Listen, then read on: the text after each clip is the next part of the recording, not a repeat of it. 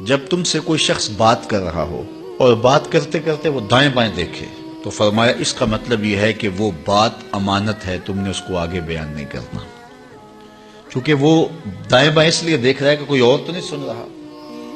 تو پھر اس کا مطلب کیا ہوا؟ یعنی اگر کوئی بندہ روٹین سے بات کر رہا ہے تو لہجے میں آہستہ ہو جاتا ہے، تو پھر بھی یہ اس بات کا اشارہ ہے کہ وہ اس بات کو راز رکھنا چاہ رہا ہے۔ دیواروں کو بھی کان ہوتے ہیں تو وہ ذرا آہستہ بول رہا ہے، اور وہ بات کرنے سے قبل دائیں بائیں دیکھتا ہے کہ کوئی اور تو نہیں سن رہا، تو وہ آپ سے کر رہا ہے، تو اس نے یہ آپ کو کہا نہیں کہ یہ راز ہے۔ کہتے ہیں صاحب عقل وہ ہوتا ہے جس کو راز بتانے کے بعد یہ نہ بتانا پڑے کہ یہ راز ہے۔ اس میں اتنی عقل تو ہو نا، اتنا تو فہم ہو نا کہ راز بتائیں اور پھر بتائیں کہ یہ راز رکھنے والی چیز ہے۔ تو رازدار ایسا ہونا چاہیے کہ جس کو راز بتانے کے بعد یہ بتانا نہ پڑے کہ یہ راز ہے اور یہ راز نہیں ہے۔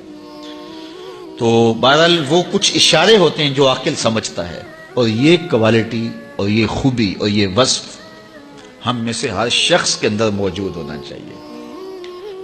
اگر کوئی راز کی بات کرتا ہے تو پھر اس کے اعتماد پہ ہمیں پورا اترنا چاہیے، وہ راز راز ہی رہے۔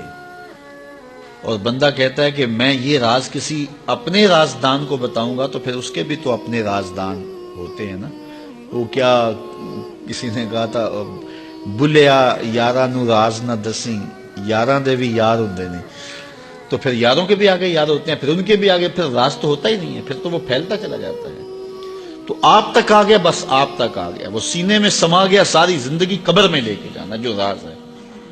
تو اب بعض کا تو ایسا ہوتا ہے کہ کوئی شخص اس کو راز سمجھ رہا ہوتا ہے، آپ کے نزدیک وہ بڑی بات نہیں ہوتی، اور آپ اس کو آگے روایت کر دیتے ہیں۔